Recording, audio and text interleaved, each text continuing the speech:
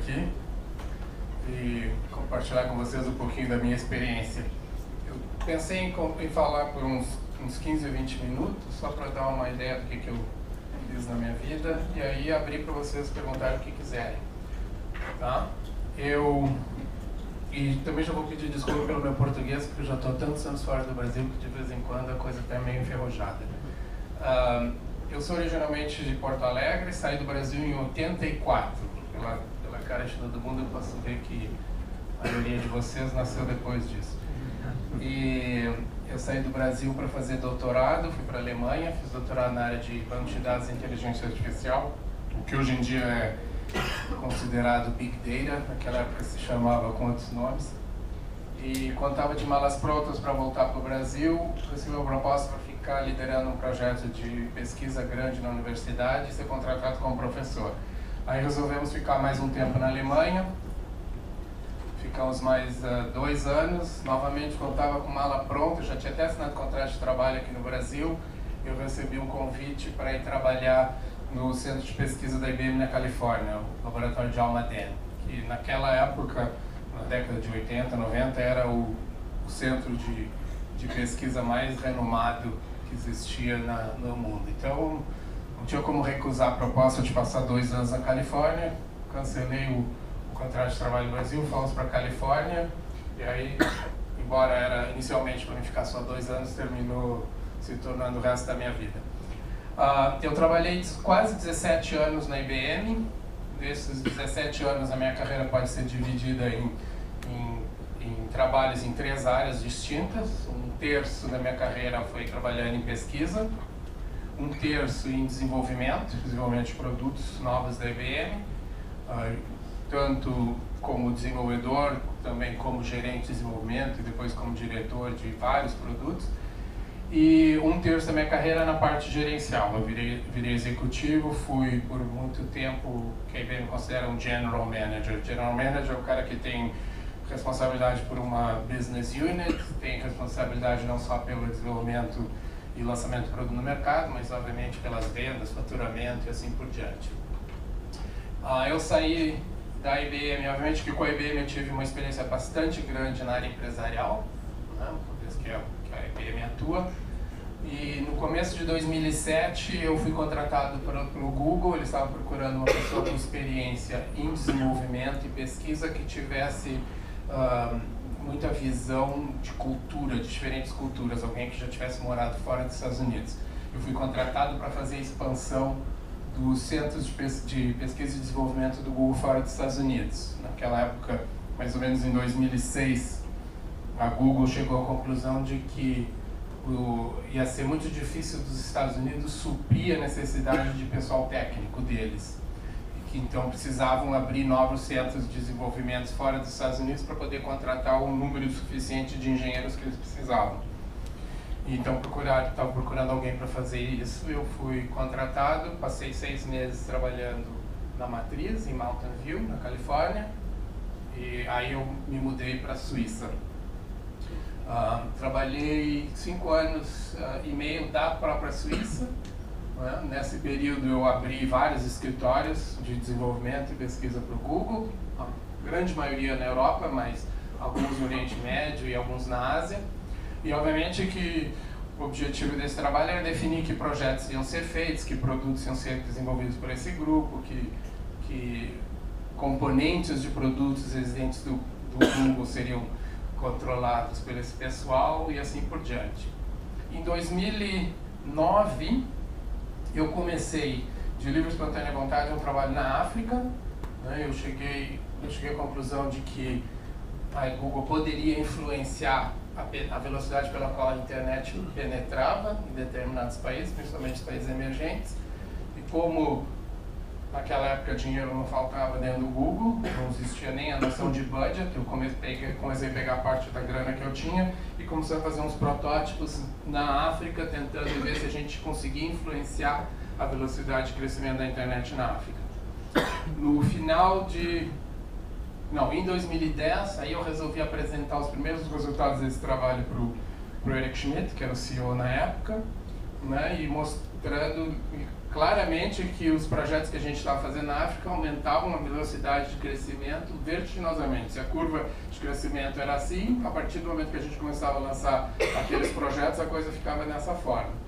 E aí o Eric Schmidt pediu para mim montar uma organização dentro do Google de se dedicar única e exclusivamente aos países emergentes, com dois objetivos. Primeiro, fazer com que o crescimento da internet aumentasse mais rapidamente nos países emergentes e, obviamente, segunda prioridade, fazer com que os usuários que entrassem para utilizar a internet começassem a usar os produtos do Google. Aí eu tinha a responsabilidade de todos os produtos, né, do Google para toda a América Latina, África, Oriente Médio e Sul da Ásia. Foi um trabalho fascinante, conheci metade do mundo nesse período. E em 2011 eu acrescentei mais um trabalho que foi pelo fato de, mais ou menos em 2010, mais ou menos, a Google começou a ter muitos problemas com governos em vários países do mundo. E por causa do problema com o governo, aos poucos começou a ter um impacto na opinião dos usuários em relação ao Google. Que o Google monitora o que a gente faz, que o Google armazena todos os dados que a gente tem, e assim por diante. Então, de uma iniciativa na própria Europa, a gente chegou à conclusão que era importante que o Google começasse a fazer alguma coisa que tivesse um impacto positivo na visão do usuário em relação à empresa. Isso não era uma coisa que a companhia como um todo achava que era importante, mas a gente achava que isso era super importante na Europa. E como a Europa tem uma bagagem cultural muito grande, a gente começou a fazer alguns projetos nas áreas culturais.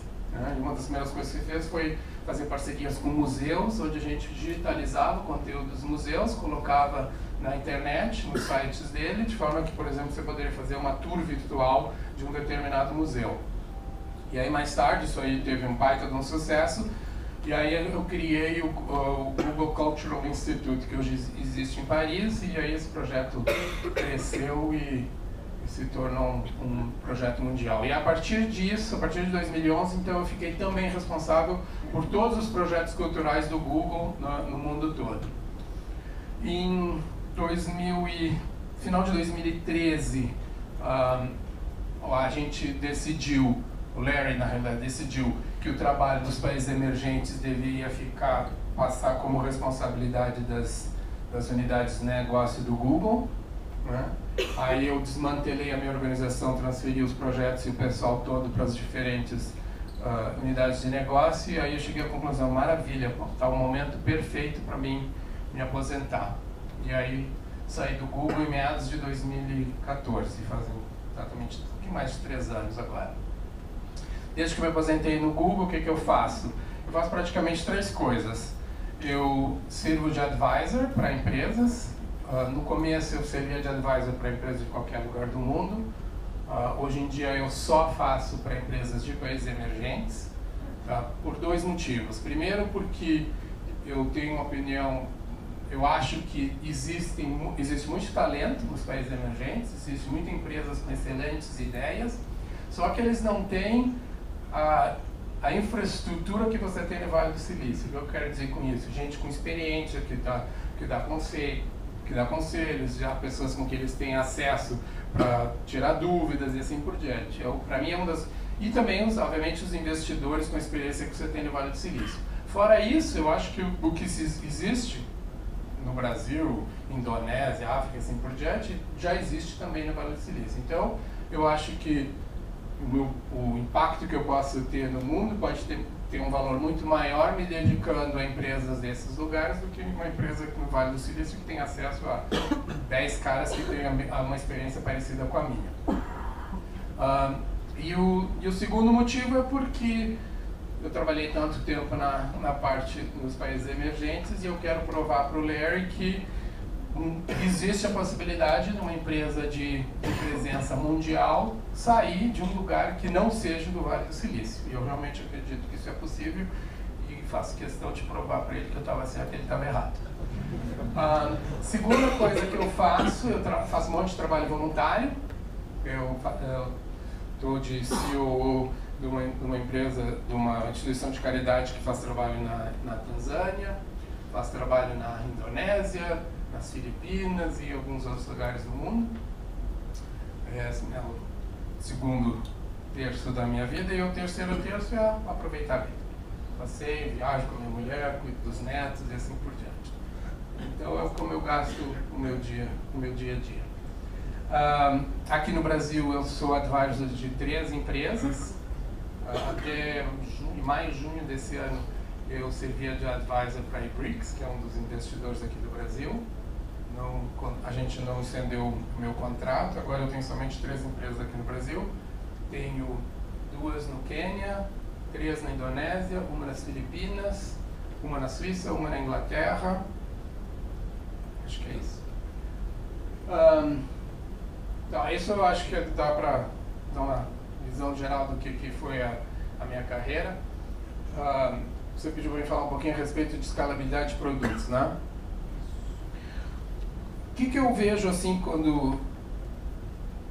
Muitas vezes quando alguém me pede para dar uma opinião a respeito de uma ideia que a pessoa tem, ou mesmo muitas vezes uma startup que já está funcionando, uma das coisas que eu acho que as pessoas esquecem de ver são assim, as 3 coisas mais importantes antes de você decidir de tentar seguir uma ideia. Primeiro é se você está realmente resolvendo um problema.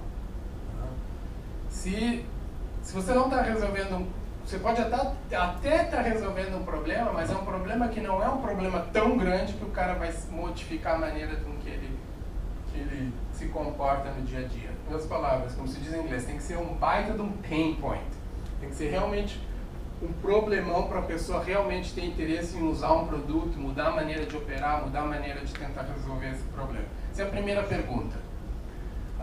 Segunda pergunta é se o número de pessoas que tem esse problema é relativamente grande. Porque se não for, mesmo que você, no primeiro momento, não tenha pensado em como você vai faturar para manter a tua empresa, se não for um problema com um mercado grande, que tem muitos clientes, muitas empresas, muitas pessoas com esse problema, com certeza o teu mercado vai ser muito pequeno, o teu potencial de faturamento vai ser muito pequeno. E, infelizmente, nada se faz e se cria nesse mundo sem ter faturamento. Tá? E o terceiro, que praticamente todo mundo esquece, é se tu solucionar esse problema, tu vai solucionar de tal forma que aquilo se torne um hábito para o usuário. O que eu quero dizer com isso? Tá? Pensa Google Search. Google Search se tornou um hábito. Não tem praticamente usuário da internet que, se tem uma dúvida, tem uma pergunta, não vai direto no Google. Se tornou um hábito aquilo ali. Então, você quer criar um produto, né? Você quer criar uma solução de forma com que o usuário ou a empresa, que seja quem for o cliente, passe a usar o teu produto como se fosse um hábito. Se aquilo se tornar um hábito, você criou uma dependência que é muito difícil de ser eliminada. Não? Mesmo que apareçam novas soluções, apareçam novos desenvolvimentos, a velocidade pela qual o cara te larga para passar para um concorrente ou para uma nova onda de tecnologia é muito mais difícil. Tá? Então, isso primeiro são as 3 coisas básicas que tu tem que pensar. Estou realmente resolvendo um problema que é um baita de um problema, o número de pessoas ou clientes que tem esse problema é relativamente grande e eu estou conseguindo criar uma solução que vai fazer com que isso se torne um hábito. Se você não conseguir responder essas 3 perguntas, não começa, porque não vai dar certo. E grande quantidade das pessoas que vêm, eu não comentei isso aqui, além de trabalhar como advisor para várias empresas oficialmente, eu tenho um monte de gente que vem para mim assim, uma vez por ano, uma vez a cada 6 meses. Eu gostaria de ouvir a tua opinião a respeito disso. E olha, 80% desses vêm com determinadas ideias e essas ideias não, uma ou várias dessas 3 coisas não conseguem se satisfazer. O segundo ponto que é super importante, se tu satisfazer essas 3 perguntas, você vai começar a realmente pensar na tua empresa. As pessoas esquecem que se tu tiver sucesso, tu vai escalar. Tá? Então, esquece que a tua infraestrutura tem que ser escalável, tá? Que os teus processos de venda vai ter que ser escalável, que se tu tem que ajudar a implementação do teu produto dentro de uma determinada empresa, aquilo ali tem que ser se tu faz uma ou duas, tu tem que poder fazer 1.000, 2.000 instalações. Então se envolve um monte de gente, um monte de trabalho braçal, tu não tem condições de crescer exponencialmente, tu vai crescer linearmente. Se tu cresce linearmente, tu vai ter dificuldade de adquirir investidores a botar dinheiro na tua empresa, porque todo mundo, qualquer investidor, está pensando qual é o return of investment dele. Se o teu crescimento vai ser linear, o return on investment dele também vai ser linear. E qualquer investidor vai estar sempre procurando alguma coisa que tem condições de crescer exponencialmente. Então pensa em todos os pontos, não só da parte técnica, não só da parte de desenvolvimento, infraestrutura, produto, usabilidade, mas pensa também nas vendas, no suporte ao cliente e assim por diante, se tu tem condições de fazer alguma coisa que cresça de um dia para o outro vertiginosamente. Tá? E, obviamente, que não possa, no caminho para aqui conversando com o Pedro, ele falando que muitas vezes tu encontra empresas que crescem rapidamente, só que atingem um patamar e dali não deslancha. Isso provavelmente aconteceu porque somente quando atingiu aquele patamar, determinados gargalos que existiam na infraestrutura, no processo de vendas, seja lá no que for, atingiu o limite, agora se tornou um gargalo, não foi pensado desde o começo. Tá? Então esse eu acho que é outro ponto importante. A maioria das empresas, né, que terminam, das startups que terminam falhando, mesmo que tenham ideias boas e que aquelas 3 soluções, 3 perguntas foram satisfeitas, falham no processo de escalabilidade. Quando começam a crescer, não tem condições de manter aquele crescimento e aí o negócio degringola. Eu vou parar por aqui e deixar vocês agora perguntar o que quiserem e a gente pode tocar a conversa em alguma direção que interessa para vocês. Alguém tem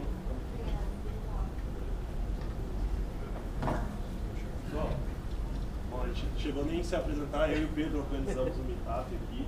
Vamos fazer assim, quem tiver uma pergunta levanta a mão, e ela ajuda a gente com o microfone. Vamos tentar não estender e para várias pessoas poderem falar. Tá? E acho que a gente tem quantos minutos de pergunta? A gente tem uns 40 minutos. Perguntar bastante. Dá para papear bastante.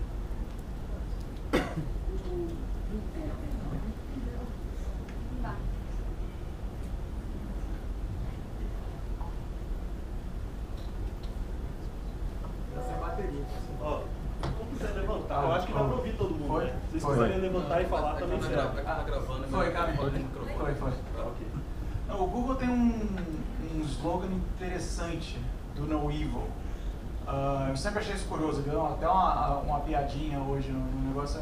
É meio estranho falar isso, é meio que falar tipo, hi, eu sou o André, I'm not a rapist, sabe? Tipo, é como se o Google já tivesse que se desculpar ou ter consciência do poder que tem, no próprio slogan.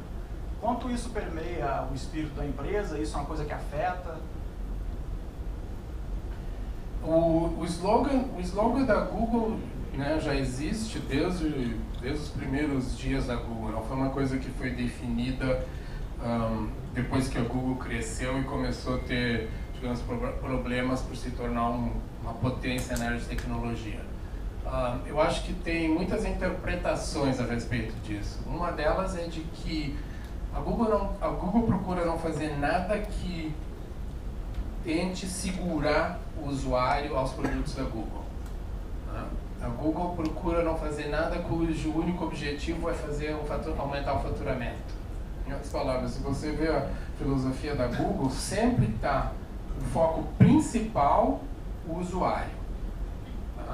E praticamente não existe foco a respeito de que faturamento eu vou ter em cima disso, né? Se isso vai impedir que os concorrentes se tornem mais poderosos e assim por diante. Até pode ver, deixa eu ver se consigo te dar um exemplo. Por exemplo, desde o início da Google, né, os algoritmos que influenciam os advertisements que vão aparecer nos produtos da Google não tem absolutamente nada relacionado com os algoritmos que definem que vídeos vão ser vão ser recomendados para você no YouTube, quais são os resultados da sua consulta no sistema de busca, que dados você vê dentro de Google Maps e assim por diante, né? Por quê? Porque o objetivo principal é satisfazer o usuário. Se você começar a deixar influenciar que a parte comercial tenha influência no teu produto, com certeza você não vai ter mais o usuário como foco principal. Tá? Então eu não vejo como uma política defensiva. Eu acho que isso sempre foi e continua sendo uma maneira de deixar claro para os funcionários qual é a coisa mais importante que a gente tem que focar. Alguém tem mais perguntas? Só levanta a mão para perguntar para a gente. Bom, Nelson, você estava mencionando os 3 pilares aí, né, hoje para uma startup crescer. A gente vive hoje num mundo globalizado, que as ideias hoje cada vez mais estão expandidas e descobrir coisas novas é mais difícil. O que você pode dar de conselho para a gente de ter essa ideia, ter esse insight para poder ajudar novas startups a crescer com novas ideias? Eu acho que vou ser um pouquinho polêmico. O meu conselho seria procurar focar em produtos que estão relacionados com a tua realidade local. Um dos grandes problemas que eu vejo é como hoje, né, o mundo se tornou um mundo pequeno. A gente aqui no Brasil, ou na África, ou na Ásia, tem ideias de quais são as tecnologias que estão sendo desenvolvidas no mundo afora. Então é muito fácil para uma startup estar pensando numa solução que tem aplicatividade global, né? Vou vender meu produto no mundo inteiro. Na situação atual, onde tu não tem investidores, fora do Vale do Silício, e talvez fora de Israel, tu não tem investidores que estão a fim de te bancar mundialmente, tu não tem investidores que têm a visibilidade de que muitas vezes vale a pena esperar por 5, 10 anos até o negócio realmente crescer e faturar muita grana, é muito difícil de tu conseguir pensar e ter sucesso no desenvolvimento de uma solução global. Então, o meu grande conselho para as empresas fora do Vale do Silício é foca em problemas reais no Brasil, na América Latina, na África. E, obviamente, que depois que tu lançou o teu produto, testou, funcionou, tem clientes, tu adquiriu experiência, tu te preparou estruturalmente para escalar, começa a te expandir geograficamente, até pode ser que de repente a tua solução é alguma coisa que tenha aplicabilidade e cresça a ponto de ter um papel importante no mundo todo. Mas seria muito difícil tu conseguir direto no primeiro momento tentar dar um passo com uma solução mundial. E se tu pensar nos problemas locais, aí tem milhões de oportunidades de inovar, porque todos os países são diferentes um do outro. Olha, burocracia do Brasil, nossa, documentação, né? Lei trabalhista, nossa, é super peculiar do Brasil. Só que tem milhões de outros países que têm problemas também com leis trabalhistas, que são extremamente severas.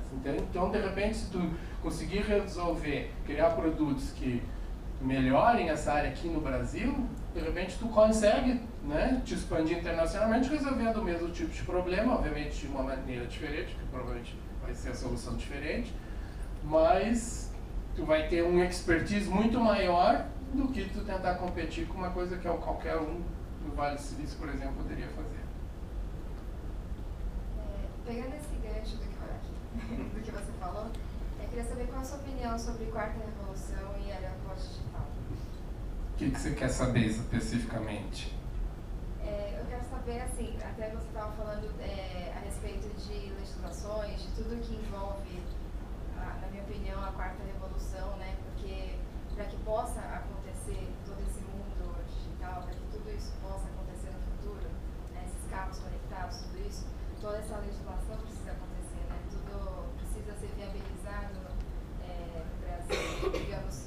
Eu preciso garantir que todos os semáforos vão estar de acordo, eu preciso garantir que para que um drone funcione não vai influenciar a rede de tecnologia da Vivo, que a Embraer vai estar de acordo, etc. e tal.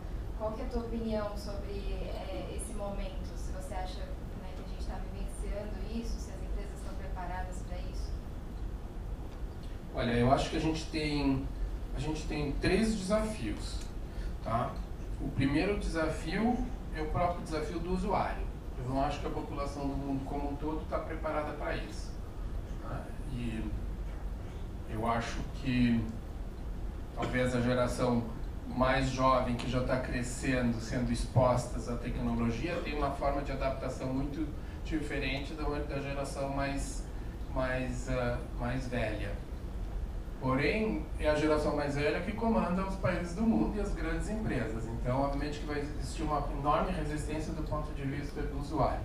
Segundo, a tecnologia está avançando tanto que para a gente continuar esse avanço, né, a legislação todinha tem que ser reformulada, né?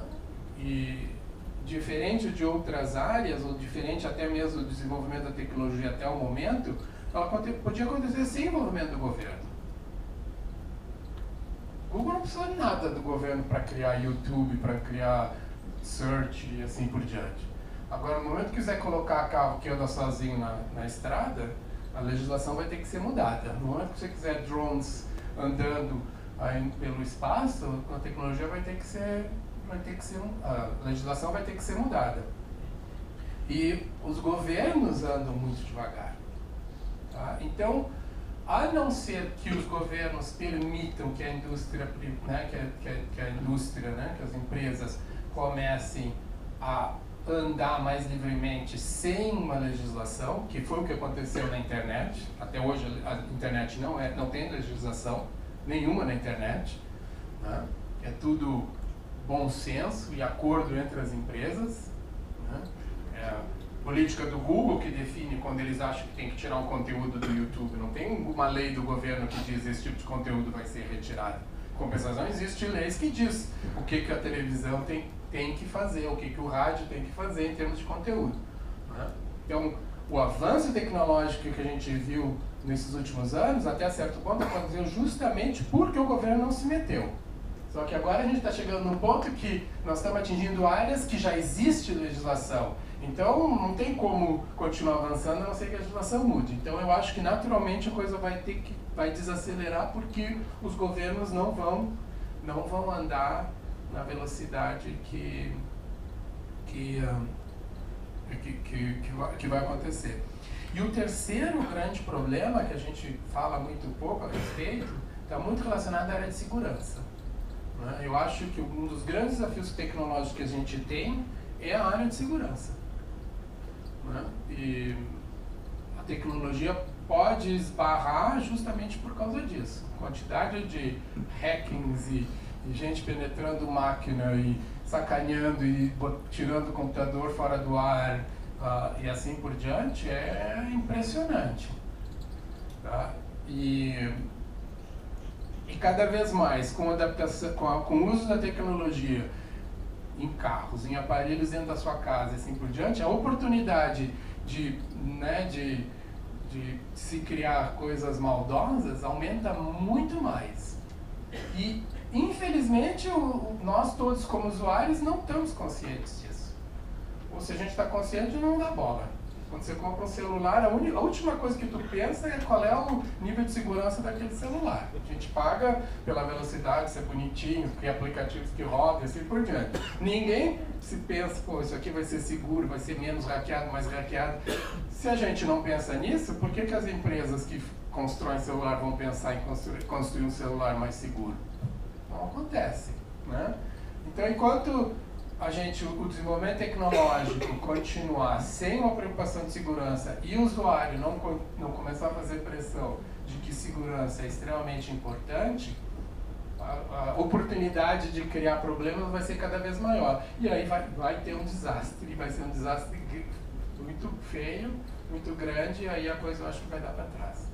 Então, eu não quero parecer que eu tenho uma visão negativa. Eu acho super legal o desenvolvimento que está acontecendo, né? A velocidade pela qual está acontecendo e também pela diversidade que está indo, mas eu não acredito que a gente vai ver as coisas evoluindo na mesma velocidade que a gente viu evoluindo nos últimos 10, 15 anos. Por esses 3 motivos que eu comentei. Boa noite. Aqui, no meio. Oi. Meu nome é Hamilton, trabalho aqui na Vivo. Estudando um pouquinho sobre a cultura do Google, mesmo já sendo uma empresa estabelecida, a gente vê muito a questão do OKR. Eu queria saber o quanto isso é real na aplicação do dia a dia, no nível de direção da companhia que você trabalhou, e o quanto isso, comparando com empresas mais antigas como a própria IBM, você sentiu de diferença, porque você falou, o budget não era uma preocupação inicial, e sim a qualidade do usuário. Talvez tenha a correlação entre essas duas coisas.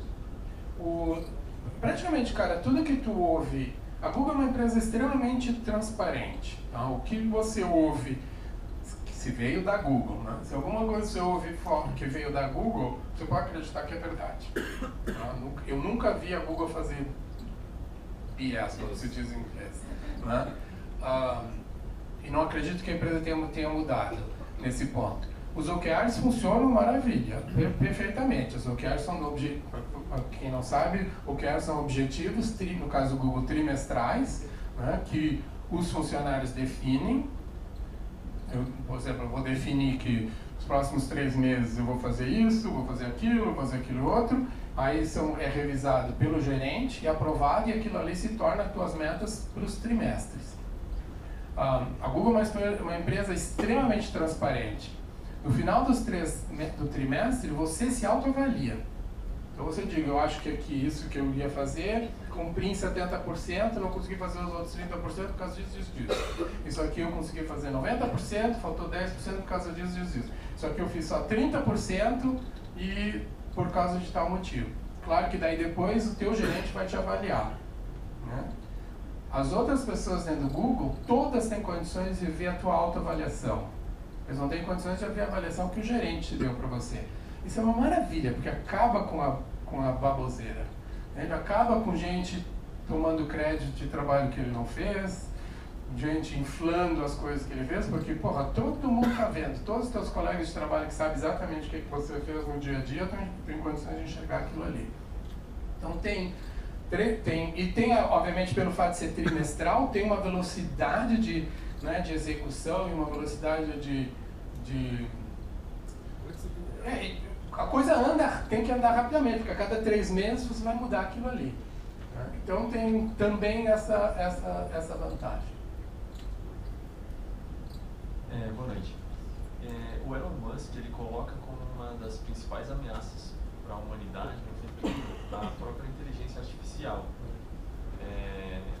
E assim, ele pinta meio que o futuro como os filmes de ficção científica. E o que o Google pensa, ou se tem esse tipo de debate ético a respeito até onde a gente pode ir, e qual a sua opinião pessoal a respeito? Dentro do Google tem debates éticos, mas mais relacionados,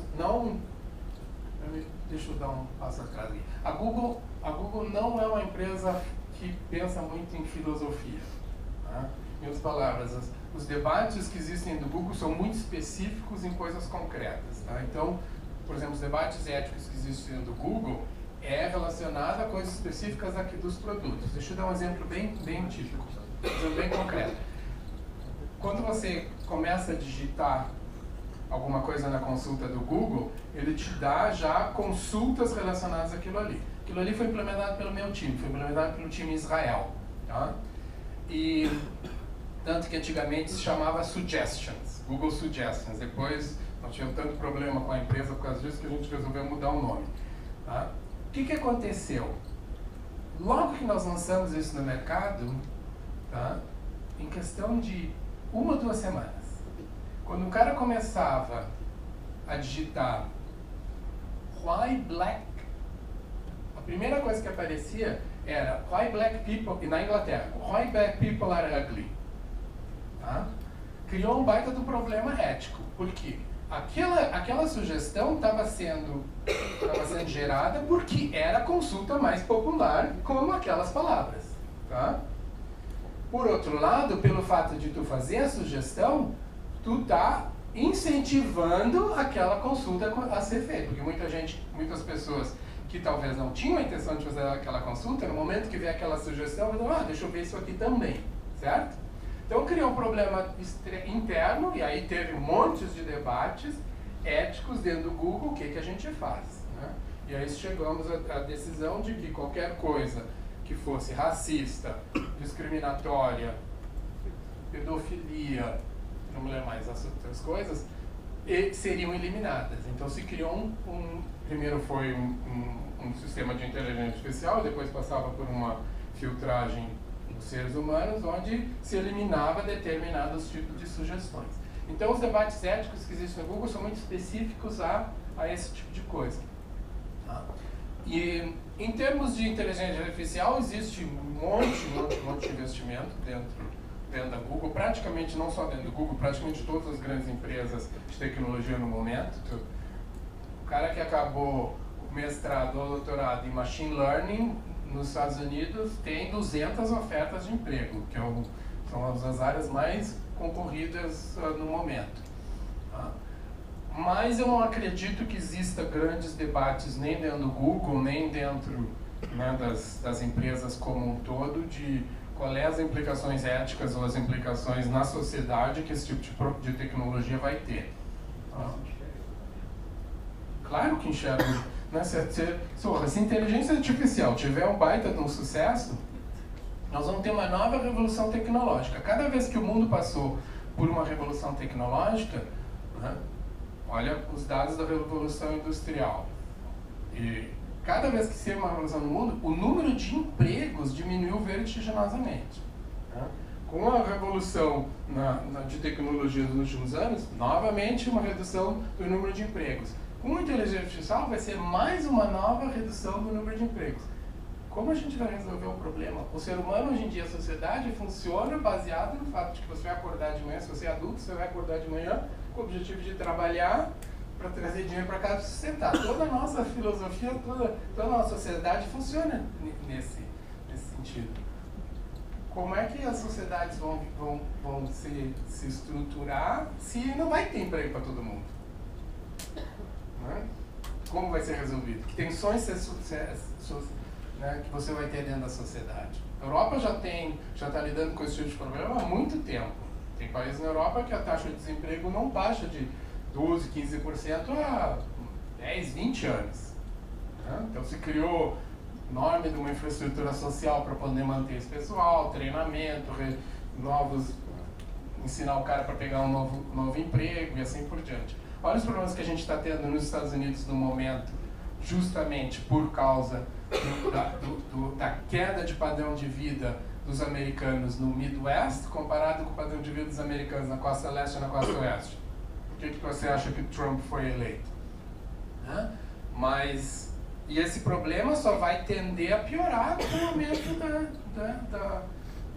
do uso de tecnologia. E aí a tensão social, se não se resolver, a tensão social vai aumentar cada vez mais. E aí o radicalismo vai aumentar e assim por diante. Essa é a minha opinião própria, não tem nada a ver com o Google, nem sei o que o Google pensa a respeito disso. Nelson, acho que até um pouco alinhado com o que você está falando, você fez alguns comentários sobre a questão de resolver um problema que muita gente tem, que seja escalável, né? Mas que, de certa forma, ele tem que gerar faturamento, afinal, infelizmente, nada se faz hoje no mundo sem faturamento. Eu acho que a questão da ideia não é tão difícil, porque a partir do momento que você entende o problema, ou você realmente enxerga o problema de fato, a ideia é um exercício natural da criatividade do ser humano. E os problemas, se a gente for elencar, estão muito mais associados às grandes trajetórias da humanidade, né?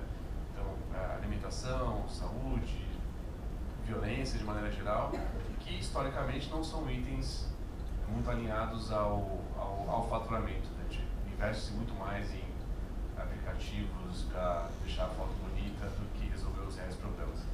E o Google é famoso por inovação em modelo de negócio. Até o Search, né, é um caso bem clássico disso. Como é que você vê essa questão, essa falta de alinhamento? Como é que a gente pode realmente resolver os problemas? Se precisa gerar faturamento para fazer isso, o caminho é modelo de negócio inovador? Será que, de repente, a gente está num caminho de um ponto de inflexão onde a tecnologia vai ter um custo marginal tão baixo, talvez através de inteligência artificial, que produzir o que é necessário para a base da pirâmide de Maslow pode se viabilizar com isso? Como é que você vê essa combinação de fatores que hoje é uma grande dificuldade? Eu acho que em áreas, principalmente as áreas que você comentou, pobreza, sanidade, assim saneamento, e assim por diante, são áreas que eu acho que para conseguir atingir a escalabilidade que você tem na área de tecnologia, o modelo de negócio vai ter que mudar. Porque senão não existe um alinhamento do ponto de vista de incentivo.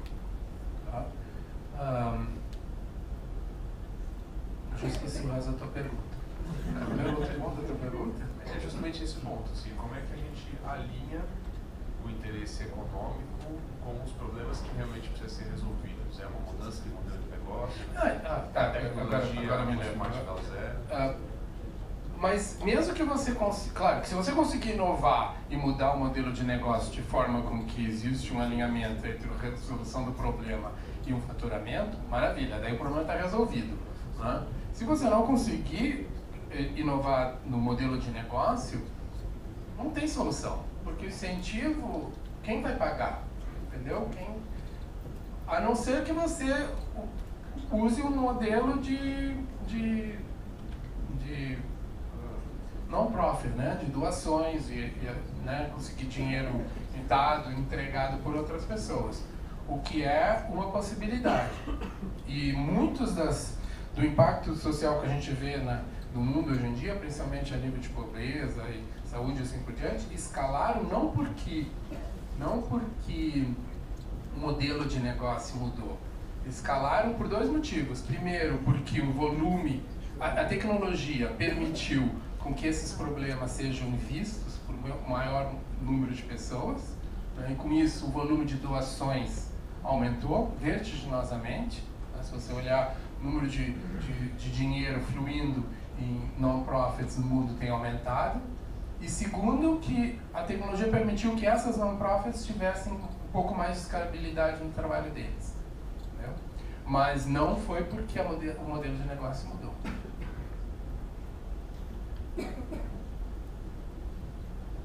Nelson. Minha pergunta, na verdade, tem a ver com o produto que você lançou em relação a levar a internet para países emergentes. Da onde surgiu essa ideia? Como vocês analisaram que tinha um mercado para isso? Como vocês descobriram o mercado para esse produto? E principalmente como que foi o processo de lançamento da MVP para isso? Como que vocês se estruturaram para viabilizar? O problema, na realidade, surgiu de um questionamento. Será que a gente consegue, né, influenciar o crescimento da internet? Né? Ok, vamos tentar ver. Aí fomos para a África, a gente fez várias viagens de aprendizado, visitando diferentes países, tentando descobrir por que a internet não cresce. E a gente chegou à conclusão que existiam três coisas básicas. Primeiro, eram problemas a nível de infraestrutura. Na África, quando a gente começou, não tinha nem cabo submarino que chegava na África. Hoje em dia, não sei se sabe ou não se sabe, mas a maioria dos cabos submarinos que chegaram na África chegaram porque o Google bancou por trás dos panos. O nome do Google não aparece, mas era o Google garantindo que ia comprar uma determinada capacidade que fazia com que as empresas vissem o benefício econômico de trazer o cabo submarino para dentro da África. Trabalhando com as operadoras para investir na infraestrutura dentro dos países. Então, toda a parte de infraestrutura. A segunda parte era que não existia praticamente produtos que motivasse o usuário a entrar para a internet. O que era appealing para um usuário na África? Né? O que existia naquele momento? O cara estava interessado em saber o preço dos produtos agrícolas, porque ele ia colher, queria saber o preço na cidade, porque o cara não tem como ir até a cidade para saber o preço, ele depende do cara que vem comprar o produto na vila. Então, se ele pudesse saber o preço, ele tem condições de negociar o preço de venda dele. Era informação a respeito de previsão de tempo, e assim por diante. Então a gente começou a fazer alguns produtos que realmente agregasse valor para o cara. E o terceiro grande problema era o problema de conhecimento. Né? Então a gente teve um enorme eram vários programas na realidade de dar treinamento a desenvolvedores, a usuário, business owners, como criar um website, quais são os benefícios do website, como é que se faz uma campanha de marketing online, treinar desenvolvedores, como usar tecnologias, como desenvolver um aplicativo em mobile e assim por diante. E vários desses programas que hoje existem, Google Users Group, Google Developers Group, Google Business Group, tudo foram grupos que foram criados pelo meu time. Hoje em dia, vários desses existem no mundo todo, mas foram criados para os países emergentes inicialmente. Então a gente atacou essas 3 áreas. No começo, a gente fez, principalmente na parte de produto, milhões de testes. Nós fizemos por exemplo, um dos produtos que a gente desenvolveu que foi um fracasso, existia a ideia de que, e a gente fez realmente entrevistas, coisas assim, e as entrevistas todas pareceram que o negócio ia dar certo, eram informações a respeito de saúde. A AIDS na África era e continua sendo em alguns lugares um problemão. Então a gente achava que se a gente desse informações a respeito de saúde, informações preventivas e assim por diante, isso seria um produto de grande usabilidade para o cara vir para a internet. A gente desenvolveu, fez um protótipo, testou na Uganda, mais em outro país, não me lembro o segundo país. Foi um horror, foi uma porcaria. Ninguém usava. E aí, no momento que a gente botou informações agrícolas no produto, o negócio foi para as nuvens. Então, foi tentativa, né? Trazer, testar, não funciona, para com esse produto, vamos tentar um novo. E aí a gente começou a chegar à conclusão do que funcionava. O maior problema que a gente tinha, para ser bem sincero e bem transparente, era a resistência dentro do Google. Por quê? Porque muitas das ideias que nós tínhamos dependiam de produtos existentes do Google. Um exemplo típico, tá?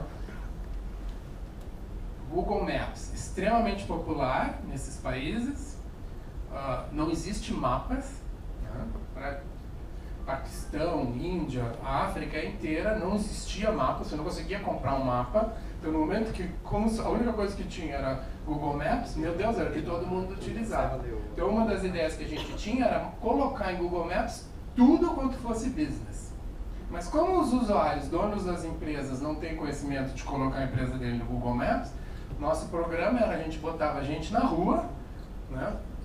Contratava um monte de gente que ia de porta em porta, falava com o dono da empresa, ganhava a autorização dele, batia a foto, qual é o nome da empresa, que horário está aberto, botava a empresa em Google Maps e começamos a colocar. Obviamente que esse tipo de operação, nos Estados Unidos, na Europa, não faz sentido. Porque o cara que é dono de uma empresa, ele tem condições de fazer colocar a sua própria empresa em Google Maps.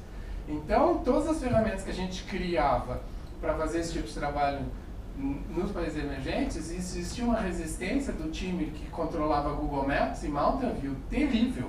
Então, qualquer dependência que a gente tinha, putz, eu preciso que vocês façam tal coisa em Google Maps para a gente poder integrar e popularizar e criar, né, essa empresa dentro de Google Maps. Não, cara, eu não vou fazer isso aí, não tem sentido. Não, cara, tem sentido. Vai para a África e vai ver como é que é. Entendeu? Então esse era o maior problema que a gente tinha, era como educar o resto da empresa para poder executar determinadas ideias que a gente sabia que ia dar certo. Boa noite. Só mais 2 perguntas, 3 perguntas depois. Tá certo. Então, você falou... Por mim não, cara, eu posso ficar mais. Por ele é que... Uma pessoa lá... bom, vai ele e mais 2, o Lucão e o Rafa. Aí depois que a galera precisa sair, aí quem quiser fica e ele fala com a gente. Tá bom. Tá, agora vai. Então. Você falou bastante sobre escalabilidade, que o produto tem que ser escalável e não só o produto, como as diferentes áreas da empresa. Eu queria saber como você escalava o seu time, se você focava mais em contratação, implementação de processo, alinhamento, como que era que você fazia para escalar o seu próprio time dentro das empresas que você trabalhou e para fazer funcionar de uma maneira que o produto às vezes é mais fácil do que o time, não sei, tem essa impressão. Essa é uma resposta que vai demorar um tempão para te falar, porque tem milhões de coisas que tu tem que fazer.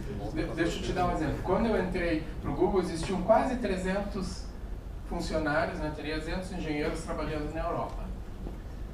91%, se não me engano, 91% daqueles engenheiros tinham entre 1 e 3 anos de experiência. Como é que eu ia escalar a Europa? Quem é que ia gerenciar esses caras?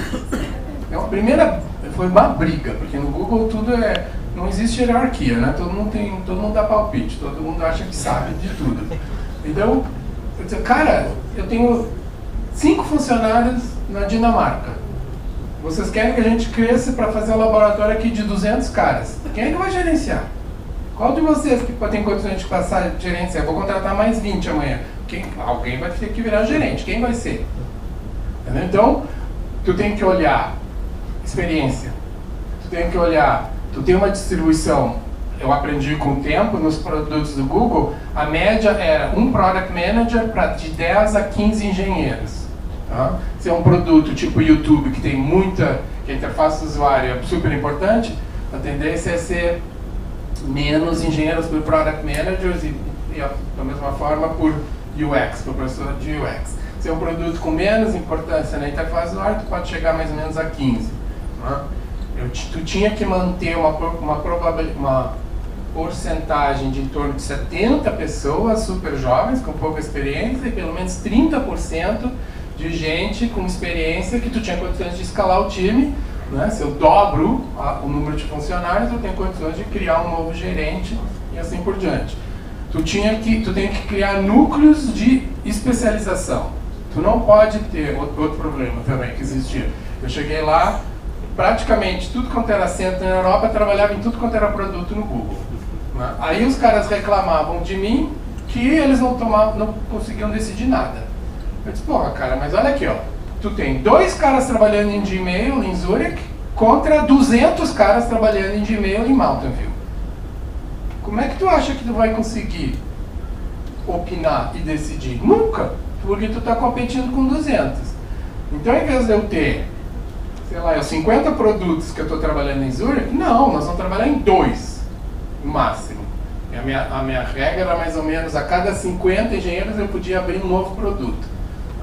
Então, se eu tenho 50 engenheiros num determinado laboratório, os 50 vão ter que trabalhar no mesmo produto. Me desculpa, cara, se tu quer trabalhar em Maps, não dá para trabalhar em Israel. Tu vai ter que te mudar para Zurique ou para, sei lá, para onde. Entendeu? E aí, com isso, tu começou a criar núcleos maiores. Obviamente, se os núcleos são maiores, o pessoal com experiência treina e faz com que os jovens aprendam mais rapidamente. Tu tem um volume de gente, tu começa a ter condições de opinar, tu começa a ser responsável por determinados componentes. Se tu vive responsável pelos componentes, tu toma as decisões a respeito daquele componente. Então, é uma série de coisas que tu tem que fazer internamente para conseguir realmente escalar. Não dá para dizer, é só isso. Boa noite, Nelson. Oi. Você falou muito da questão de segurança aí, né, que é uma pouca preocupação das empresas, mas é uma coisa que a gente tem que tomar cuidado. Qual que é a sua visão a respeito de tecnologias de processamento distribuído, como blockchain, enfim, Bitcoin, essas novas tecnologias? Como que você enxerga isso? Tu diz do ponto de vista de segurança? Segurança e até mesmo adoção.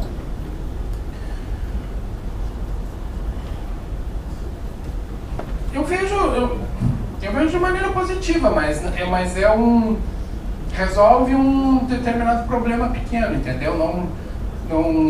Não resolve, digamos, todos os problemas que você pode ter a nível de segurança. E como eu comentei, como eu não vejo pressão do usuário, né, preocupado com o problema de segurança, eu não vejo que o problema vai diminuir. Eu só vejo o problema aumentando, porque a diversificação da tecnologia continua aumentando, os lugares onde a tecnologia está sendo utilizada está aumentando, com isso a possibilidade de novas áreas e novos pontos de burlar a segurança começa a aumentar. E embora a gente tenha algumas tecnologias que resolvem determinadas coisas, eu não vejo nada sendo feito a nível mais abrangente, entendeu? Até nos governos. Olha o vexame que foi os russos se metendo nas eleições dos Estados Unidos. E o governo americano não está preocupado com isso. É uma coisa impensável, não dá para entender. Aqui no meu. Você falou sobre crescimento exponencial e linear. Eu queria saber se é possível diagnosticar em estágios mais iniciais se o crescimento de um produto vai ser exponencial ou vai ser linear. Você falou sobre testar, prototipar. Ok, se a gente testa, prototipa e vê que um produto vai ter sucesso, mas a gente consegue saber para que lado ele vai, se vai ser um crescimento exponencial ou linear, para a gente conseguir... Tu consegue saber se tu tem a possibilidade de fazer um crescimento exponencial. Tá? Deixa eu te dar um exemplo.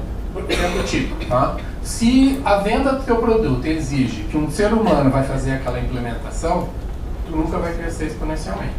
Por quê? Para aumentar as vendas, tu vai ter que contratar mais gente que vai fazer a implementação. Então tu vai ser sempre linear e está baseado no número de pessoas que tem condições de contratar.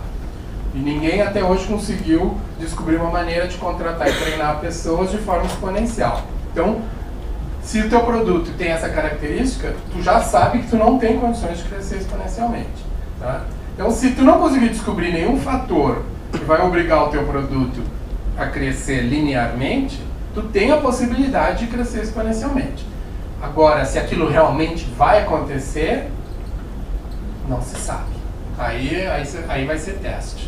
Né? Só um complemento. Você tem algum exemplo de empresa que tinha capacidade de crescer exponencialmente, mas não tinha capacidade de escalabilidade e quebrou? Peraí, me pergunta de novo? Algum produto que tinha capacidade de crescer exponencialmente, mas não tinha capacidade de escalabilidade e quebrou. Algum exemplo? Deixa eu ver se eu entendi. O produto tinha condições de escalar, mas a empresa não teve condições de dar suporte àquele crescimento. É isso? É. A maioria das startups que conseguem lançar um produto no mercado e que o produto se comprova como bom, como útil, quebram porque eles não conseguem escalar. É justamente isso. E pelo fato de muitos motivos, pode ser por problema de falta de investimento na arquitetura, na infraestrutura e assim por diante, pode ser por problemas no negócio, pode ser por super típico. Tá? O dono da empresa não reconhece que ele não é escalável. E que ele pode ser um brilhante engenheiro, um brilhante vendedor, mas ele é um péssimo gestor. Mas ele não quer largar a mão. Tá? Uma das coisas, por exemplo, que eu dou maior, tenho maior respeito pelo Larry e Sergey, foi que logo no começo do Google, eles reconheceram que eles não eram bons gestores. Então o que aconteceu? Contrataram um baita de um cara, com uma baita de uma experiência para virar CEO e ensinar eles como fazer o gerenciamento da empresa. Logo depois que o Eric Schmidt entrou, o Sergey disse, Deus me livre, não quero fazer isso nunca. Desisto. O Larry, pelo contrário, o Larry disse desde o começo, Eric, maravilha, eu quero aprender de ti. Um dia, cara, eu vou te tirar desse cargo. Eu quero virar novamente CEO da minha empresa. Que foi o que aconteceu em 2011. Embora muita gente, inclusive eu, disse para ele, cara, tu não é gestor, não faz isso, vai dar com os burros na água. E realmente, foi exatamente o que aconteceu. Né? 3 anos depois, ele encheu o saco. Encheu o saco e entregou para o Sundar. Tá? Então, um dos problemas que você vê muito seguido é exatamente isso. O cara pode ser brilhante tecnicamente, mas agora o problema não é mais a tecnologia, o problema é como é que ele vai gerenciar 100 pessoas. E aí ele não sabe. Mas acha que sabe. É uma das coisas, até mesmo no meu trabalho de advisor, uma das coisas mais difíceis é tu chegar para um cara e dizer, cara, cai fora, entrega para uma outra pessoa. Tu vai continuar sendo dono da empresa, tu vai continuar sendo assim. Foca na área onde tu realmente consegue fazer uma diferença.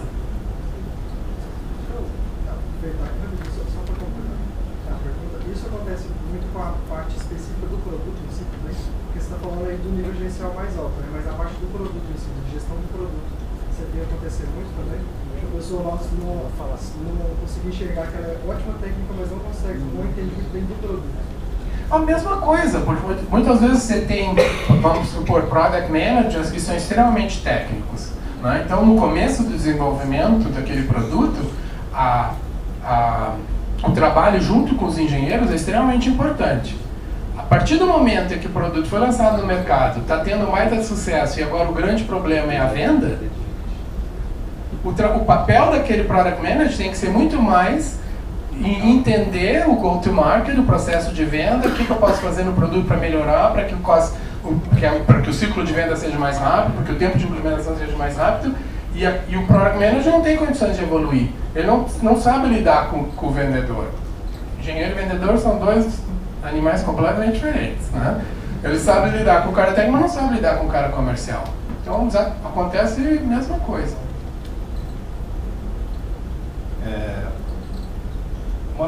Eu queria propor, na verdade, duas reflexões.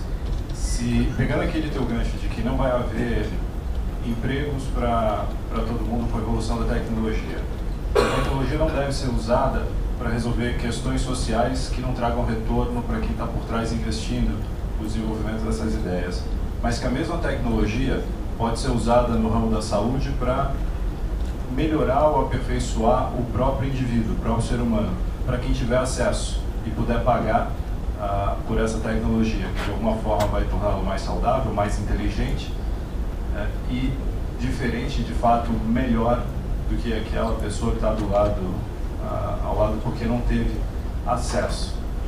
Será que com isso a tecnologia não poderia criar, de fato, o conceito de raça superior que não se conseguiu implementar há algum tempo atrás e com isso separar, de fato, a população e trazer o controle através da tecnologia que ninguém pode ver desconectado para essas pessoas então consideradas superiores?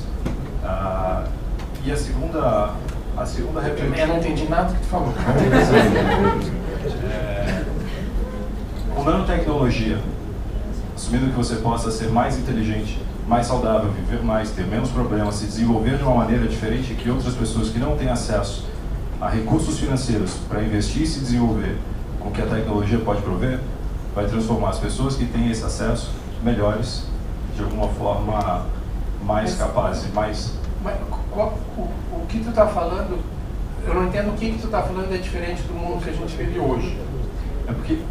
Se você vem do Brasil, nasce numa família de classe média ou classe alta, versus uma pessoa que nasceu numa família pobre, você vai para uma escola particular, seu nível educacional é 10 vezes melhor do que um cara que foi para a escola pública. Aí você vai para as melhores universidades, você tem condições de talvez estudar no exterior. As suas chances de progredir na vida são 1000 vezes mais favoráveis do que o cara que nasceu em outro lugar. Então, hoje, no mundo de hoje, isso já é uma realidade. A gente que não quer assumir que é uma realidade, mas é. Então, a tecnologia não vai mudar, porque isso aí já existe. Mas aqui não existe, de fato, uma tecnologia, senão o esforço individual e a sorte de ter acesso à informação. Tecnologicamente, o indivíduo não está modificado. Ou seja, não existe aqui influência vou citar a nanotecnologia de novo, para influenciar a tua capacidade de raciocínio ou a tua predisposição física para seguir com determinadas atividades que te desenvolvam. Você acha que a tecnologia pode chegar a esse ponto e ficar restrita a um número muito pequeno de pessoas? Eu não sei se eu concordo contigo. O cara da classe média, na maior parte do mundo, quando ele tem 3 anos, ele já tá lidando com tecnologia. Ele vai para a escola particular, tem tecnologia para ele utilizar, laptop, tablet, para o cara poder se aperfeiçoar, para o cara aprender muito mais na sala de aula, ser muito mais efetivo e assim por diante. O coitado miserável que veio para uma escola pública não tem acesso nenhum a isso. Então, hoje em dia, a nossa sociedade já é estratificada. Em alguns níveis você está sendo exposto e está utilizando a tecnologia para o aprendizado e para o teu aperfeiçoamento, enquanto outras classes mais baixas não têm esse acesso. E pensando na evolução dessa tecnologia, da inteligência artificial, você acredita que em algum momento o controle e a inteligência das máquinas possa colocar em risco a segurança e o bem-estar do próprio indivíduo? Pensando que a primeira máquina foi desenhada pelo homem no papel, ela foi evoluída pelo homem numa máquina para desenvolver uma própria máquina. E as máquinas agora aprendem e se autodesenvolvem. Seria possível chegar num cenário desse? Você vê isso de alguma forma? Deixa eu ver se eu entendi bem a tua pergunta. A pergunta é se eu tenho condições de criar máquinas que vão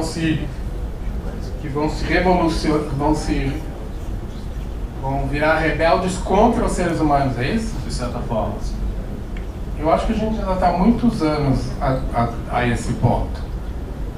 Eu acho que a gente ainda tem muito pano para manga para chegar e para se preocupar com isso. O que, obviamente, já pode existir voltando a falar a respeito da área de segurança. Né? No momento que você delega determinados mecanismos para um sistema de inteligência artificial, de machine learning e assim por diante, existe um ponto vulnerável na solução como um todo.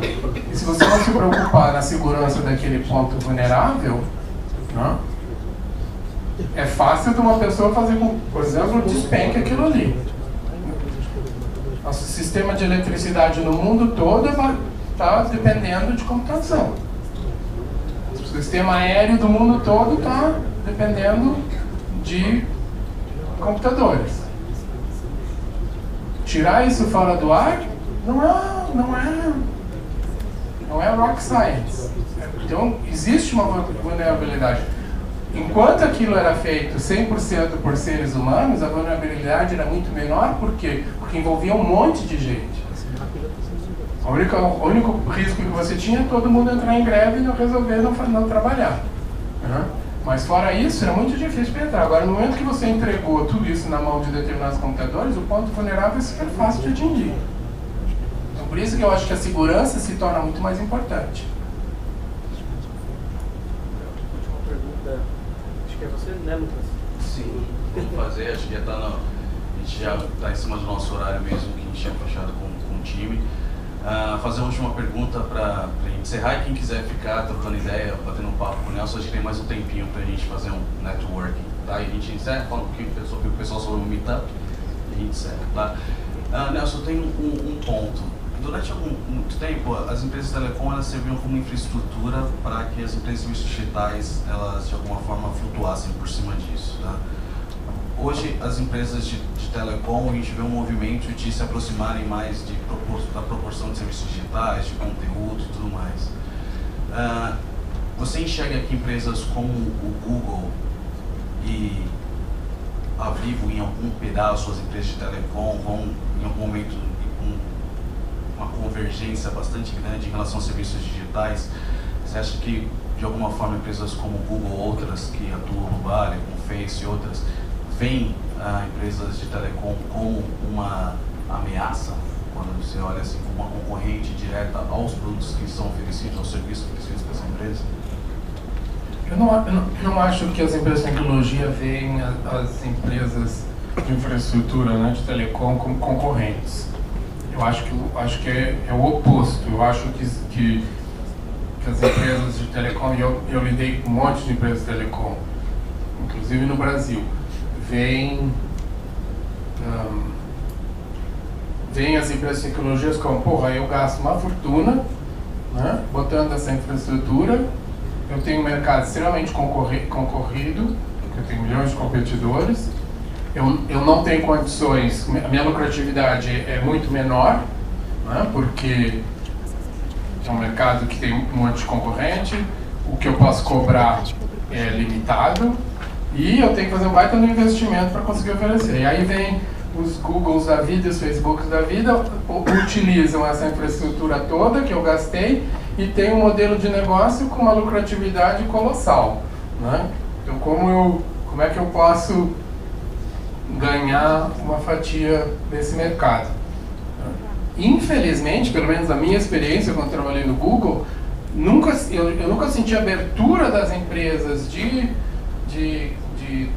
telecomunicações de tentar trabalhar junto com as empresas de tecnologia para melhorar o nível de faturamento deles. Tá? Então, embora eu não veja, como é que eu posso dizer? Eu acho que existe assim um love-hate relationship, né? eles até certo ponto precisam das empresas de tecnologia, porque grande parte do crescimento é baseado em dado, né, no uso de dado, mas tem a parte do ódio porque não consegue achar uma maneira de controlar ou de aumentar a lucratividade que as empresas de tecnologia estão tendo. O que vai acontecer no futuro, eu não sei, né? Mas eu acho que as empresas de tecnologia têm muito medo de que, principalmente dependendo do que acontecer a nível de legislação, né, com net neutrality e assim por diante, tem muito medo de que as empresas de tecnologia vão conseguir controlar que tipo de serviço vai ser oferecido para determinados clientes, que é exatamente o que as empresas de tecnologia não querem, né? Então, o que as empresas de tecnologia estão fazendo? Né, para duas coisas. Primeiro, investimentos a nível de infraestrutura. Né, pode ver o que o Google já tentou, Project Fi, telecomunicação a nível de satélite, com balão, né, de gás. Agora mesmo, aqui eu tenho 2 telefones. Esse aqui tem uma operadora. Esse aqui tem um Project Fi da Google. Eu comprei um telefone direto da Google, número de telefone direto da Google, como se fosse uma operadora. O Google está testando isso. Por quê? Porque tem justamente medo, tem grandes possibilidades que net neutrality vai cair com o governo do Trump nos Estados Unidos, e a partir do momento que cair, aí o controle passa na mão das operadoras, né? Então, primeiro é investimento a nível de infraestrutura, porque de repente eles não vão querer depender das operadoras, aí vão passar a competir com as operadoras. Essa é a primeira movimentação, né? E a segunda movimentação é tentar montar alguma parceria de forma que o faturamento das operadoras não consiga realmente aumentar, e aí com isso esse conflito não venha a acontecer, né? Eu acredito que o conflito é inevitável, né? Porque a disrupção já está acontecendo, né? Infelizmente a internet disruptou a mídia, está criando um pandemônio na área de telecomunicações, vai começar a criar um pandemônio na área de saúde e assim por diante. Vai criar um problema na área de transportes, olha o que o Uber já fez, isso é só o comecinho. Imagina quando tiver self-driving cars, né? Pensa bem do ponto de vista, é o mesmo problema que da área de telco. Eu tenho uma General Motors que gasta uma fortuna para desenvolver um carro e produzir um carro, né? E aí vai vir uma empresa de tecnologia que vai criar toda a tecnologia para aquele carro andar sozinho. Se tu pensar do ponto de vista do usuário, o fato do carro andar sozinho vai ser, do ponto de vista de valor que o cara está a fim de pagar, vai ser muito mais importante do que toda a mecânica que o cara gastou para criar e produzir aquele carro, certo? Então, a influência do ponto de vista de venda e da importância para o usuário vai estar na mão da empresa de tecnologia. Então, toda a mecânica, anos de investimento, de design, produção, não vai valer nada. É muito parecido com o que está acontecendo na área de telecomunicação. Então, eu acho que essa disrupção é inevitável. E a única maneira, eu acho, de ver, eu acho que todas as empresas em setores que vão passar por disruptura tem que investir, tem que se modernizar, tem que mudar. Porque senão vão ficar para trás. Eu queria agradecer o Nelson, pedir uma salva de palmas aqui. Eu quero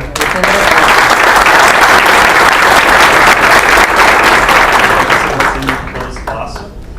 Aqui eu e o Pedrinho estamos fazendo meetup de produto SB? Há um ano. A gente completou um ano esse mês. Não, 2 anos. Estamos fazendo as edições de aniversário aí. Agradecer a Maíra, que ajuda a gente desde o começo também.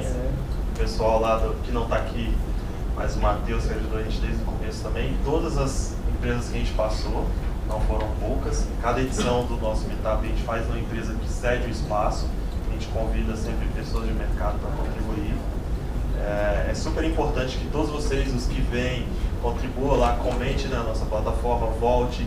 Quem vem de fato, confirme a presença, e quem não vem, ceda o espaço para o coleguinha. E que se vocês acharem interessante, talvez pela primeira vez, tiver um espaço na empresa de vocês, quiser sediar o Meetup, ficamos super felizes. Obrigado. Muito obrigado.